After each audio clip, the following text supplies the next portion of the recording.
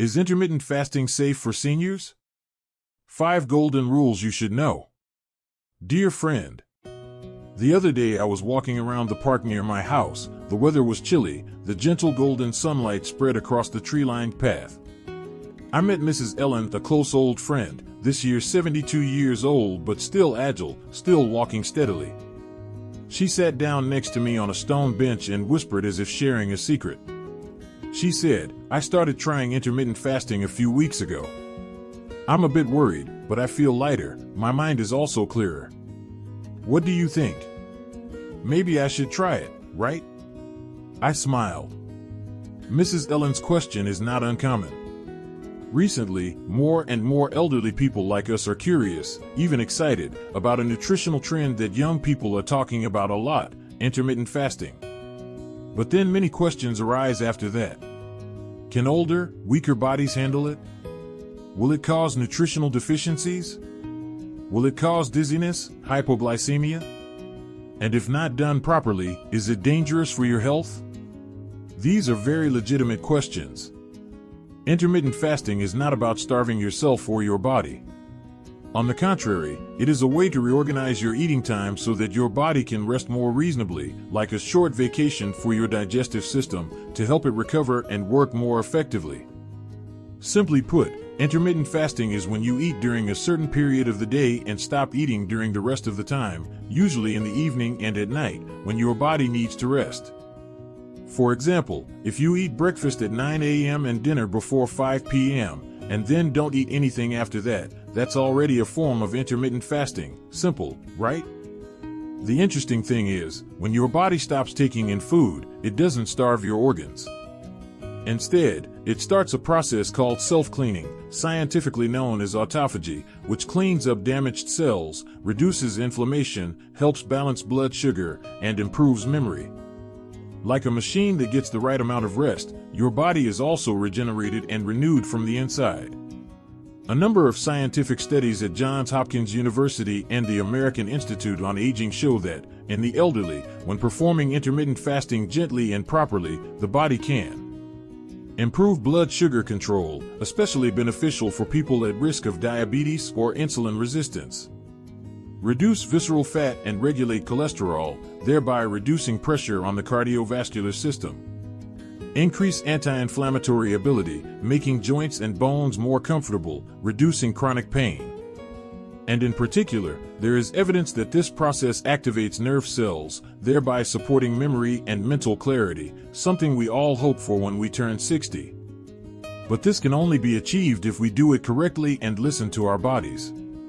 Because at this age, each person has a different health condition, so it cannot be applied exactly like young people.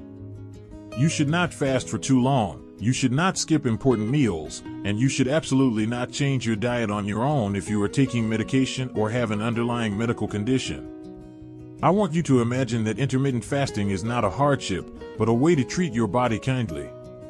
You let it rest, recover, like you take a nap during a long day. Short, but extremely necessary. Like trees, sometimes they need watering, but sometimes they need to dry out so that the roots can breathe. Your body is the same, it needs to eat well, but also needs to know when to stop. So, if we are curious about this method, we can start learning gently, step by step, and with caution, because nothing is more precious than health. In today's journey, we will explore the 5 most important safety principles so that seniors like us can apply intermittent fasting effectively and healthily. Each principle is a door that opens up new and interesting things, and who knows, we ourselves may be the ones to inspire our children and grandchildren to live healthy and happy every day. Let's start with the first principle, which is also the most important foundation before we enter into any changes in our lifestyle. First principle, listen to your body's true voice. When we were young, we could eat erratically, try this diet and then jump to that. But at this age, the body starts to become like a difficult old friend, only cooperating when we really listen and respect it. Many people, when they hear intermittent fasting, immediately imagine skipping breakfast, only eating within a certain time frame, for example, from 12 p.m. to 8 p.m. But for the elderly, things are not so simple. Our bodies change a lot after the age of 60 from the metabolic rate, hormones, to insulin reflexes. The liver filters slower, muscles shrink, and the feeling of hunger or fullness is no longer as clear as before. Sometimes we eat not because we are hungry, but out of habit or worse, to forget sadness. Therefore, the first rule, before starting any fasting regimen, is to really understand your body. When do you feel tired?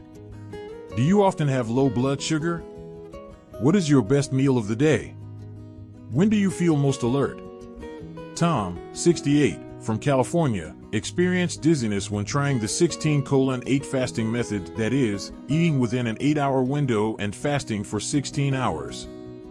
After a few weeks, he realized that he was most alert in the morning, and his body slowed down as the afternoon progressed. So he changed his schedule, having a full breakfast at 7 a.m., finishing his last meal at 3 p.m. It's also intermittent fasting, but it fits your own biological rhythm. There is no pattern for everyone. Just observe and listen to your body every day, take notes if necessary, and slowly adjust. When we respect our body, it will cooperate with us. Second principle, don't fast without preparation. Here's a very important thing, folks, fasting doesn't mean starving. Intermittent fasting is essentially creating a break for the digestive system, like cleaning the kitchen after each cooking session. But if we fast without proper preparation, that is, not getting enough nutrition beforehand, not drinking enough water, or choosing to fast when the body is weak, it's no different than putting ourselves in a state of physiological stress. Mrs. Margaret, 74 years old in Seattle. She said that at first, she heard about it from friends, tried it right away without reading carefully, without asking a doctor. The result was that after only 3 days, she felt cold and weak in her hands and feet. It turned out that she had not supplemented enough protein in her meals before fasting, causing her body to lack energy for a long time. For the elderly, eating enough, eating right, eating well within the allowed eating time frame is extremely important. An ideal meal should include a moderate amount of protein, from fish, lean meat, tofu, or if vegetarian, from lentils, quinoa.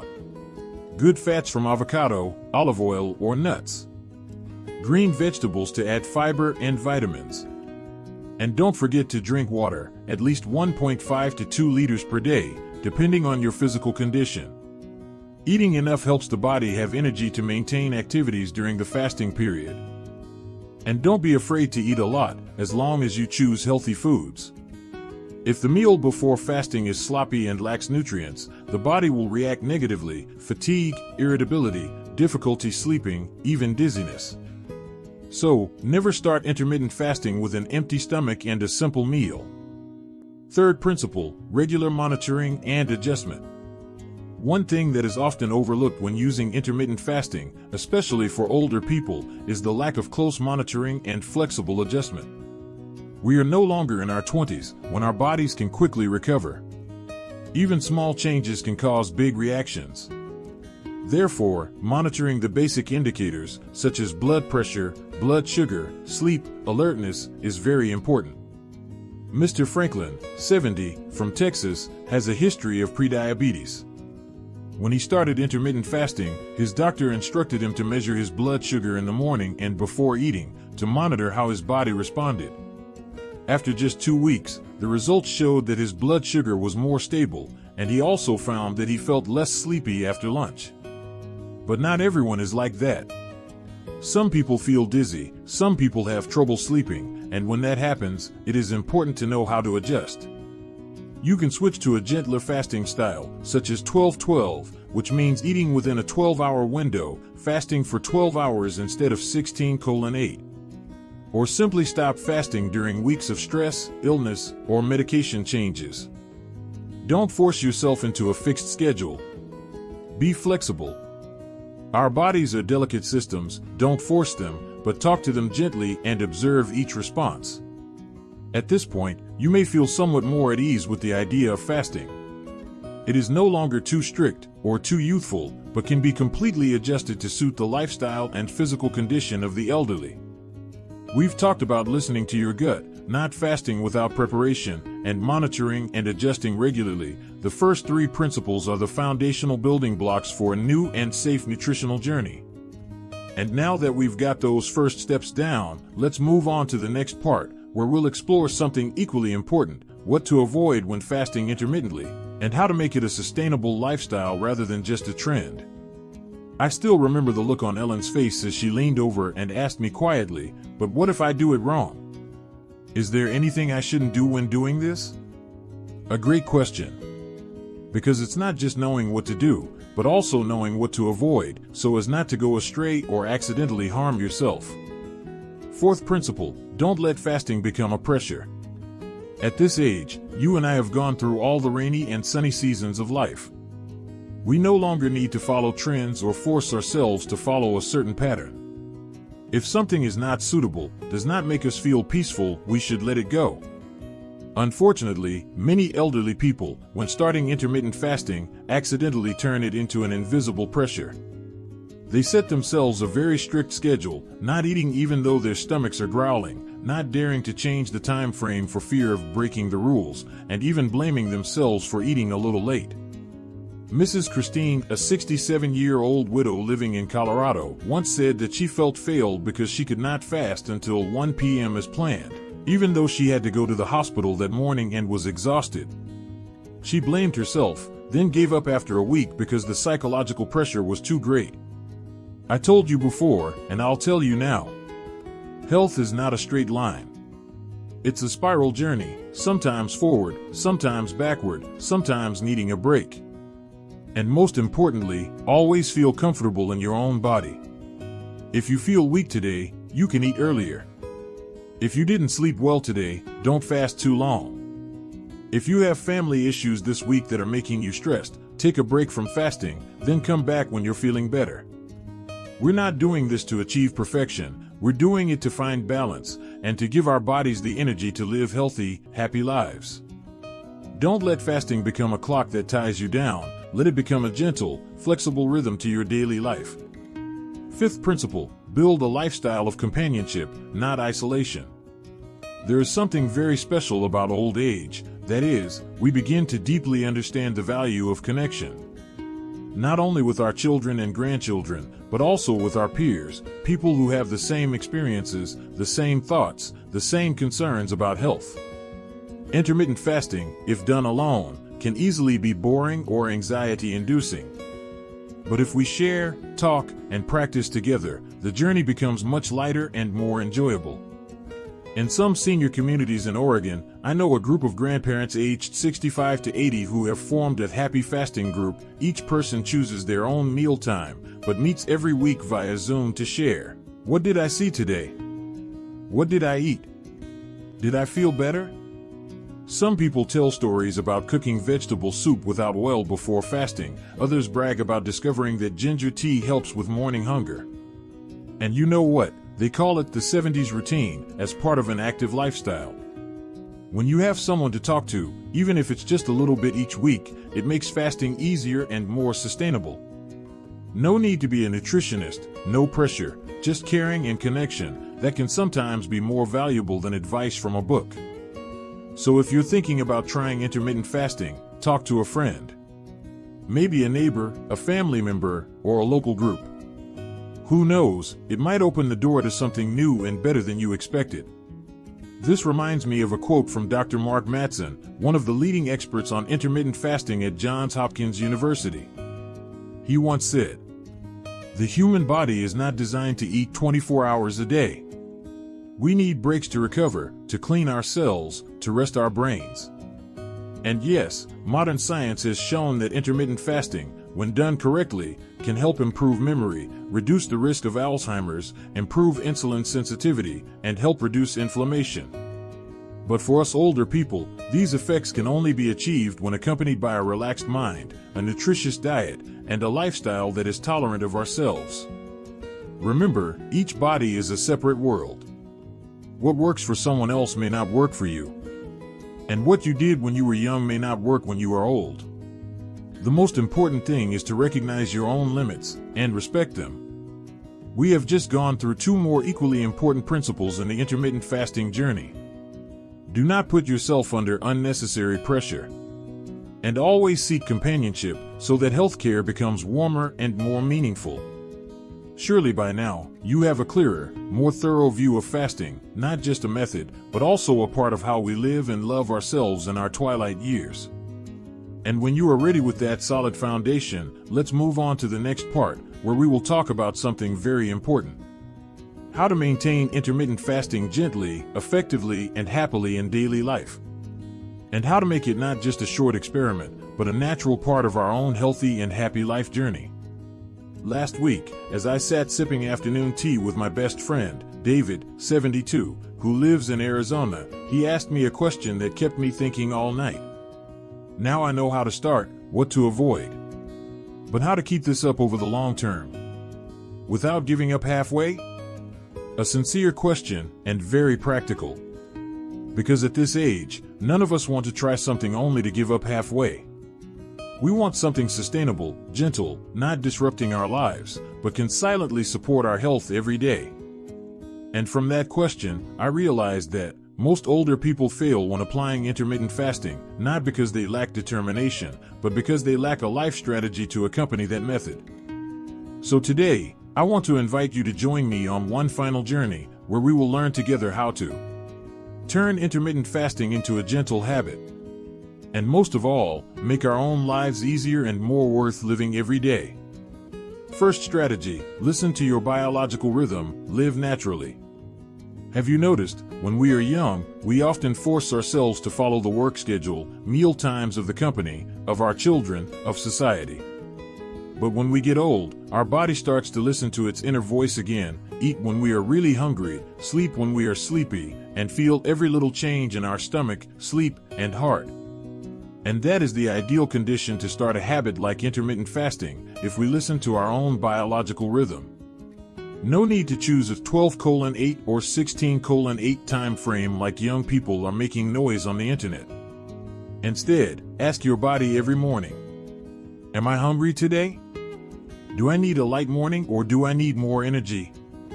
Instead of forcing yourself into a mold, let your body guide you. Some days you just need to drink warm water and have a light lunch. Some days you can start with an early breakfast and fast in the evening. There are days when you don't fast, because there's a granddaughter's birthday party or a gathering of old friends. That's fine. Because intermittent fasting is not a competition. It's a flexible rhythm, adjusting to the weather, your health, your mood, and your own rhythm. In California, there's a group of seniors called the Morning Moon Club. They don't adhere to a rigid time, but rather require at least 12 hours of fasting after their last meal.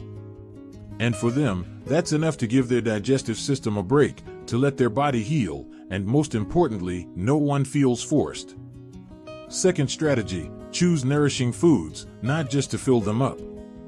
Another common mistake is, after fasting, many people eat too quickly and too much, or choose the wrong foods, causing their stomachs to go into shock, their bodies to feel tired, and their moods to plummet. This is when we need to shift from the mindset of eating to fill to eating to nourish. Imagine you've just given your body a long break. Now, you need to feed it the purest, most easily absorbed food, nothing heavy, greasy, or too sweet or salty. So what to eat after fasting? A bowl of thin oatmeal with chia seeds and a little wild honey. A banana avocado spinach smoothie blended with almond milk. A plate of pumpkin soup cooked with ginger or steamed vegetables with sesame salt. A bowl of warm lentil soup. All of these are light, nutritious dishes that help keep your digestive system from being overloaded. And if you want to eat more after about an hour, add whole grains, boiled eggs, grilled salmon, or steamed beans. The important thing is to chew thoroughly, eat slowly, and pay attention to how full you feel.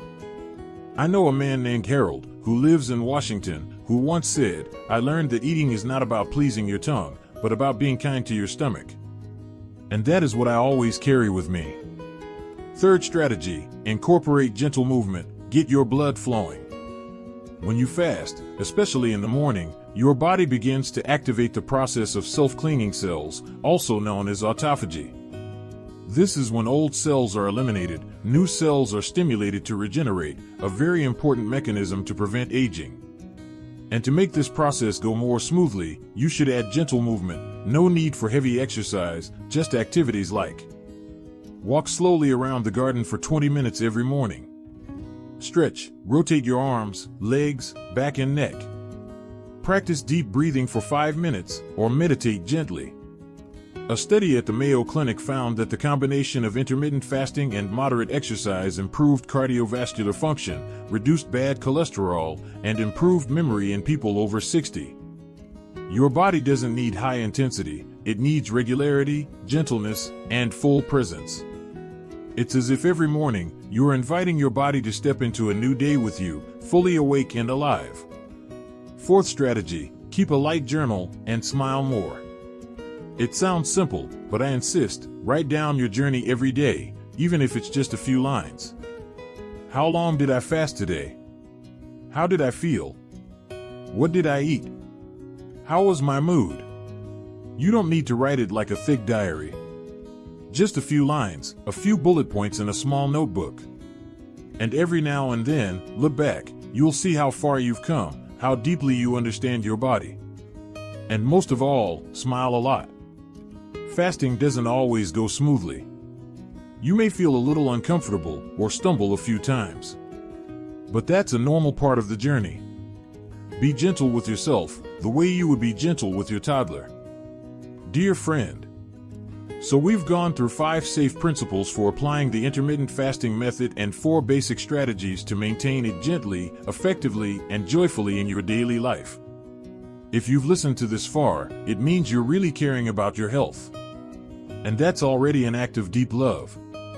Intermittent fasting, at any age, you can do it if you know your body, know how to adjust flexibly, avoid pressure, find a companion, eat healthy, exercise moderately, and maintain it by being kind to yourself.